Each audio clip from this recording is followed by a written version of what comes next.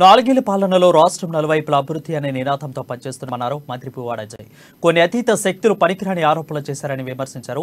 ఖమ్మం నియోజకవర్గానికి తాను భూమిపుత్రుడనే చెప్పుకొచ్చారు. మున్నేరు నదిపైన 1000 కోట్లు కేటాయించామంటే అభివృద్ధి అంటే ఏంటో అర్థమవుతుందని అర్థం చేసుకోవాలని అన్నారు పువ్వాడ అజయ్.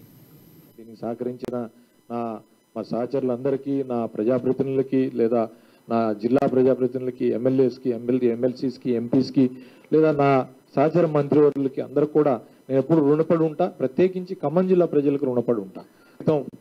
నా కొడుకు లాంటోడు ఖమ్మంలో మీరు గెలిపించండి, ప్రజలను పూల్లో పెట్టుకొని చూసుకుంటారని అని ఆ రోజు నుంచి ఈ రోజు వరకు నేను అడిగిన ప్రతిదీ కూడా నేను అడిగిన దానికన్నా కూడా డబుల్ ట్రిపుల్ ఇచ్చారు.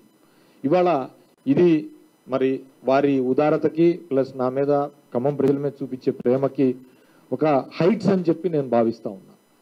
ఇది కాకుండా ఆల్రెడీ మీకు తెలుసు 180 crores R&B శాఖ నుంచి మరి మునేరు మీద నిర్మించే బ్రిడ్జ్ ఏదైతే ఉందో దాని మీద కేబుల్ స్టేట్ బ్రిడ్జ్ 180 కోట్లు.